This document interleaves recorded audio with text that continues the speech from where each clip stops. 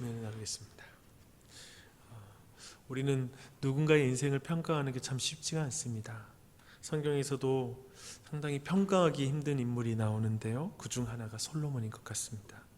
그는 이제 왕이 될 때 일천번제로 참 유명한 그 일천번제라는 말을 지금도 사용할 정도로 그런 아름다운 제사를 지냈던 사람입니다.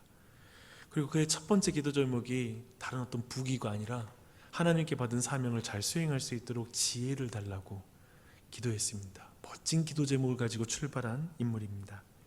그는 정말 휘황찬란한 성전을 지었고요, 그리고 그가 지은 잠언, 전도서 이런 내용들은 지금 성경으로 남아 있습니다.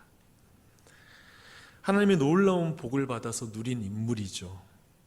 그러나 그는 이제 말년에 오늘 방금 읽은 것처럼 그런 그가 우상을 숭배합니다. 우리말에 헛똑똑이라는 그런 말이 있습니다. 그 말은 겉으로는 똑똑한 체 하지만 실제로는 아무런 실속이 없다는 말을 일컬어서 하는 표현입니다. 솔로몬은 하나님이 보실 때 정말 헛똑똑이 인생을 살았습니다. 솔로몬은 하나님의 뜻을 받드는 신정국가의 이상을 저버리고 시릭정치에 매달립니다. 자신의 이름을 내는 데에는 성공했을지 몰라도 그는 하나님의 이름을 높이는 데에는 실패합니다. 그는 마병은 많이 가졌는지 모르나 하나님의 보호하심은 버렸습니다. 그는 휘황찬란한 성전을 건설하는 데에서는 성공했으나 예배에서는 실패합니다. 그는 지난 주일에 나눈 사마리아 여인과 비교할 수 없는 수많은 우물을 가지고 있는 사람이었습니다. 그러나 여호와라는 생수의 근원은 내던져 버립니다. 하나님께 받은 은사로는 살았으나 은혜로는 살지 못한 왕이었습니다. 그래서 솔로몬은 정말 우리에게 주는 그런 시사점이 굉장히 많습니다. 생각할 게 굉장히 많아요. 11장을 중심으로 다시 한번 그의 생애를 한번 정리해 보도록 하겠습니다. 어제 우리는 솔로몬의 마음이 하나님으로부터 점점 멀어졌다는 것을 살펴보았습니다. 솔로몬은 하나님의 선물인 그 엄청난 은과 금을 이제 쌓아두는 것에 몰입하게 됩니다. 그 죄화로 이집트에서 많은 병마를 사들이게 되고요, 그 내용이 특별히 신명기 17장의 하나님의 말씀을 어기는 내용이었다는 것을 살펴보았습니다. 이것을 다르게 말하면 하나님을 의지하여 받은 은사고 선물로 이제 하나님으로부터 독립을 선언하는 데 사용을 하게 됩니다. 은사로 하나님 뜻을 섬기는 것이 아니라 은사를 가지고 하나님 뜻을 저버린 일에 사용하는 것이죠. 10장까지 솔로몬의 이런 변심을 직접적으로 드러내지 않았던 열왕기 저자가 이제 11장에 와서는 적나라하게 솔로몬이 완전히 하나님으로부터 돌이켰다는 걸 말하고 있습니다. 솔로몬이 많은 이방 여인들을 사랑함으로 하나님의 말씀을 정면으로 어겼다. 특별히 왜 그 말씀을 어겼는지도, 즉 하나님보다 이방 여인을 더 사랑했다라는 것을 보여주고 있습니다. 1, 2절에 그것이 잘 말해주고 있죠. 근데 저는 이 지점에서 그냥 계속해서 솔로몬에 대해서 이런 마음의 질문이 있습니다. 애초에 병마를 많이 두지 말라는 말씀과 이방 여인과 통혼하지 말라라는 그 명령을 왜 솔로몬은 그렇게 어겼던 것일까? 라는 질문입니다. 더하여 하나님은 솔로몬에게 놀라운 지혜를 주셨는데 그 놀라운 지혜로 이런 모든 것들을 분별하고, 그리고 어쩌면 미리 예방할 수 있는 지혜이지 않을까라는 그런 생각이 드는 것이죠. 똑똑하잖아요. 그러면 좀 이런 것들을 미리 예방할 수 있었을 것 같은데 라는 생각이 들었습니다. 우선 확실한 것은 솔로몬이 하나님의 말씀에 무지해서 말씀에 불순종했다라고 생각할 수는 없는 것 같습니다. 분명히 솔로몬은 하나님의 명령을 알고 있었죠. 더하여 정확하게, 그렇다면 솔로몬이 무슨 생각으로 그런 일을 했는지 우리는 정확하게는 알 수는 없습니다. 그러나 제가 볼 때, 성경을 볼 때 다른 성경, 즉 솔로몬이 기록했다고 말하는 잠언이라든지 전도서에서 저는 좀 이런 힌트를, 그리고 또 이런 것을 생각해 봅니다. 솔로몬은 하나님께 받은 은사에 대한 자신감이 있었던 것 같습니다. 전도서를 보면 그런 게 나오거든요. 전도서는 저자가 솔로몬인 것을 암시하면서 그가 이런저런 인생의 경험을 다 추구해봤다라고 말합니다. 쉽게 말하면 똥인지 된장인지 일일이 다 찍어서 맛을 내가 다 봐봤다. 그리고 나서 거기에 대해서 이거 헛되더라, 이거 헛되더라 라고 이렇게 말하는 것을 봅니다. 뭔가를 직접 탐구하며 인생의 모든 경험과 그 한계를 알아가는 그런 태도를 보이고 있는 것이죠. 때는 그렇잖아요. 하나님의 말씀 쫙 듣지만 내가 직접 경험해 봐야지 알지 라고 하는 듯 그렇게 인생의 모든 다양한 경험을 추구하는 것입니다. 그런데 저는 그 부분이 못내 좀 불편한 마음이 있습니다. 그런 태도는 인간의 능력에 대해서 지나치게 낙관주의적으로 바라보는 태도가 아닌가. 더하여서 인생이 얼마나 연약한지를 간과하는 태도로 보이는 것입니다. 내가 그래도 하나님 말씀한 거 맞지만 내가 직접 한번 알아봐야 되겠어 라고 하는 이런 태도 말입니다. 어쩌면 솔로몬은 하나님이 우려할 정도로 자신이 나가지 않을 것이라고 합리화했을지 모릅니다. 모든 걸 경험하면서 다 가져보면서 다 해보면서 나는 그래도 하나님을 크게 저버리진 않을 거야. 나 이 모든 상황을 난 통제할 수 있어 라는 그런 생각을 가졌을 수 있는 것이죠. 어제 말한 것처럼 결국 솔로몬은 은사로 사는 인생이지 은혜로 사는 인생은 아닙니다. 그리고 솔로몬을 통해 확인하는 것은 은사, 곧 세상 누구보다 뛰어난 지혜를 가졌지만 지혜가 죄로부터 그를 지켜줄 수는 없다는 것입니다. 은사가 우리를 죄로부터 지켜주지 않아요. 즉 우리가 하나님부터 아무리 선물을 많이 받아도 물질의 은사, 지혜의 은사, 학벌의 은사, 지식의 은사 모든 걸 받을지라도 그것이 우리를 죄로부터 지켜주지 않는다는 것을 솔로몬의 그 인생은 분명하게 우리에게 그 사실을 알려주고 있습니다. 이렇게 해석하는 이유가 제가 사절의 표현 때문에 그렇습니다. 솔로몬이 나이가 많아서 라는 표현입니다. 솔로몬이 나이가 많아서 결국 이방에서 가지고 온 우상들에 빠져들었다라고 이렇게 말하고 있습니다. 어쩌면 그는 젊었을 때 그의 어떤 냉철한 분별력, 절제력, 통제력을 스스로 가지고 있다고 생각하며 나는 정략 결혼에 장점만 취하고 우상숭배 유혹에 난 빠지지 않을 거야 라고 생각하면서 초기부터 바로의 딸을 받아들이고 그리고 많은 정략 결혼을 해 나갔을 것입니다.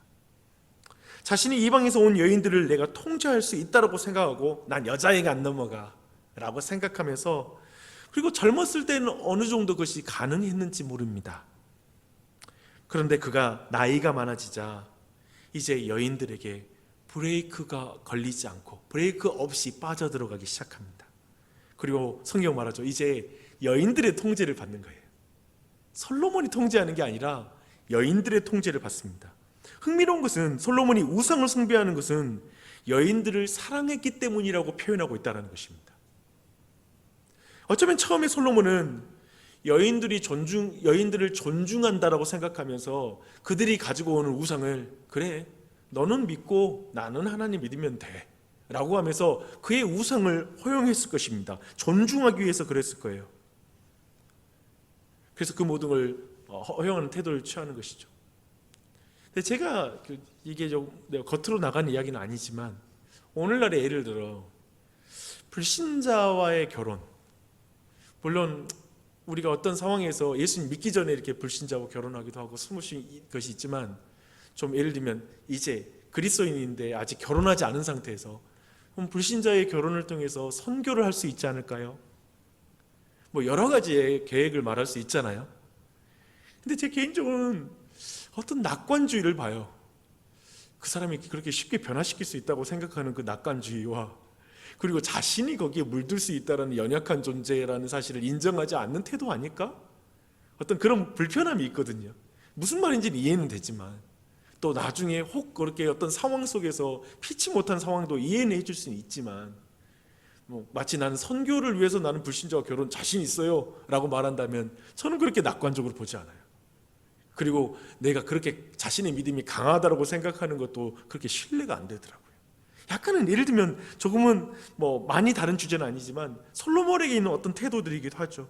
아무리 포장해도 솔로몬은 하나님의 말씀보다 여성을 사랑한 거예요. 솔로몬은 하나님의 말씀보다 자신이 더 지혜롭다고 생각한 것입니다. 분명히 바로의 딸을 데려오는 것은 자신이 하나님보다 더 지혜롭다는 거예요. 이스라엘 모든 백성에게는 이방인과 결혼하지 말라고 명령했는데 왕이라는 작자는 저 바로의 딸을 데리고 오고 또 다른 왕실의 사람들과 정략 결혼을 맺는 거, 그건 분명히 하나님 말씀 넘어서는 자기의 확신이고 자기의 어떤 자기 주장일 것입니다. 하나님이 그 길을 가면 어디에 도착할 것이라고 말씀을 하셔도 자신은 그렇지 않을 거라고, 나는 거기에 도착하지 않을 거라고 생각하는 사람인 것이죠. 그래서 저는 솔로몬에게 자신감과 낙관적인 어떤 마음이 엿보입니다. 오늘날에 유행하는 마음이에요. 자신감과 낙관주의, 일명 나르시시즘의 시대라고 지금 우리의 시대를 말하고 있습니다. 그런 의미에서 솔로몬은 매우 멋진 사람이죠. 하나님이 뭐라 하던 누가 뭐라 하던 내가 직접 경험하고 내가 판단하고 내가 선택한 것으로 내 자신의 인생을 규정짓겠다 라듯이 좀 나아가는 태도가 있으니까요. 그러나 하나님의 말씀을 있는 그대로 받아들이지 못하고 계속 마사지하고 나에게 해당하지 않는 듯 그 말씀 위에서 말씀을 평가하고 판단하는 것은, 그런 낙관주의와 자신감은 결국 비참한 결과를 낳습니다. 기억하십시오. 제가 이걸 굉장히 경계합니다. 교회에서 자꾸 말씀을 마사지하는 사람, 말씀의 그 본문의 말씀을 넘어서서 자꾸 거기에 대한 내 생각을 자꾸 말하는 거 굉장히 경계합니다. 여러분, 이러한 부분들에 대해서 정말 여러분 또한 정말 그 말씀의 의미를 기억하고 그 부분에 대해서 여러분도 경계하고 생각해야 될 부분이 많은 것 같습니다. 이 부분을 여러분 또한도 같이 생각했으면 좋겠습니다. 성경은 솔로몬을 이렇게 평가합니다. 왕의 마음이 그의 아버지 다윗의 마음과 같지 아니하여 그의 하나님 여호와 앞에 온전하지 못하였다. 솔로몬이 여호와의 눈앞에서 악을 행하여 그의 아버지 다윗이 여호와를 온전히 따름과 같이 따르지 아니하고, 이는 하나님과 일찍이 맺었던 솔로몬과의 언약, 그 언약이 깨졌음을 의미합니다. 다시 한번 저자는 9절에서 다시 한번 확실하게 솔로몬을 평가합니다. 솔로몬이 마음을 돌려 하나님을 떠났다 라고 평가합니다. 솔로몬의 마지막이 그래요. 하나님께서 일찍이 2번이나 솔로몬에게 나타나셔서 다른 신을 떠나지 말라고 사실 그 사시에 또 나타나셔서 경고를 하셨습니다. 그러나 그는 하나님의 명령을 지키지 않았습니다. 하나님이 얼마나 솔로몬을 돌이키려고 했는지를 강조하는 거예요. 2번이나 나타나서 안 된다, 안 되라고 말씀하셨던 거예요. 그러나 그는 듣지 않습니다. 그리고 하나님은 솔로몬에게 진노하셨고 그에게 이렇게 말씀하십니다. 내가 내 언약과 법도를 지키지 않았으니 내가 반드시 이 나라를 내게서 빼앗아 내 신하에게 주리라. 그러나 하나님께서는 다윗을 생각하여 솔로몬 다음 세대에서 그 일이 있을 것이라고 말씀하십니다.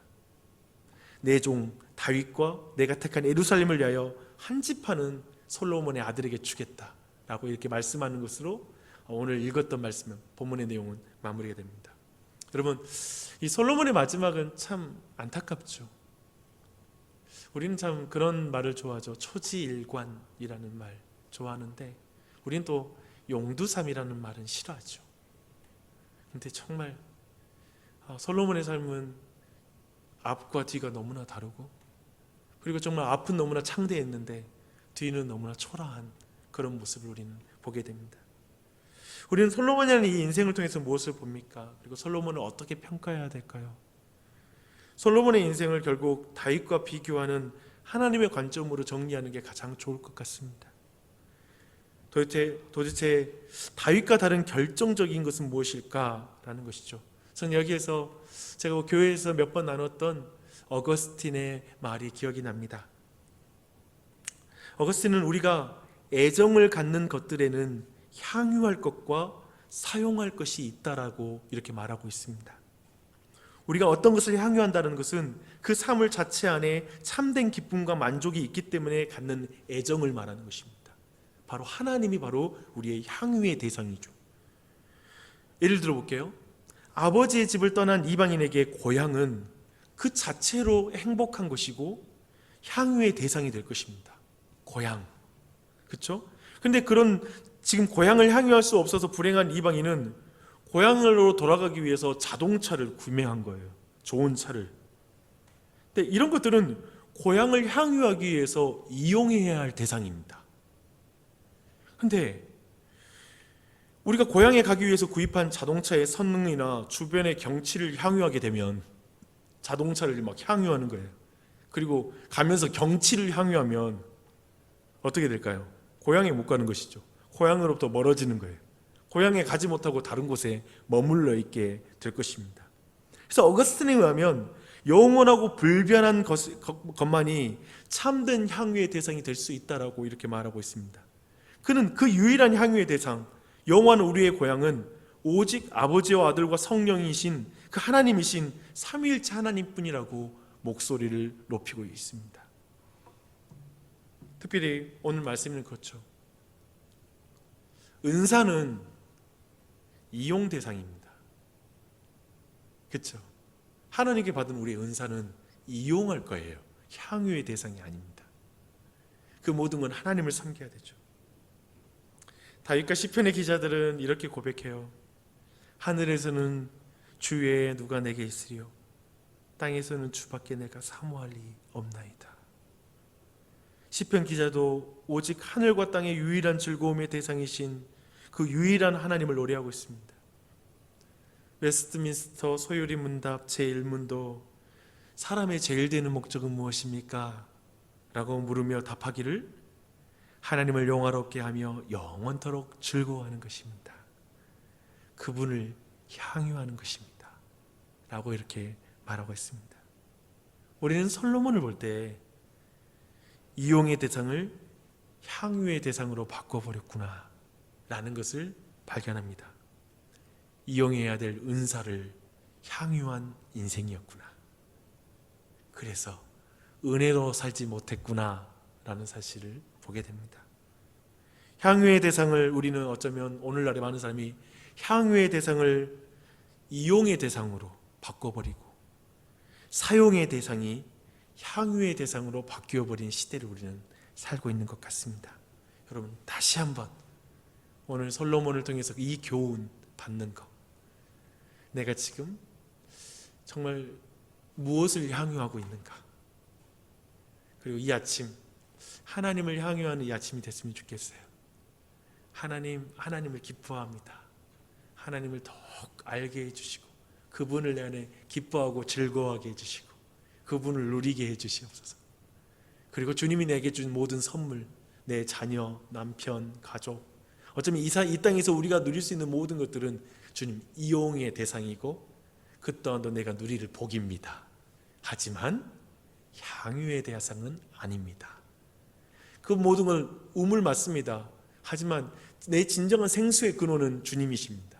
그러나 이 내 목을 진정으로 축일 수 있는 우물은 아닙니다. 그 모든 것은. 어쩌면 그러한 것들을 고백하며 나아가는 이 아침이 되기를 바랍니다. 그렇게 나아가는 이 아침이 됐으면 좋겠어요. 기도하겠습니다.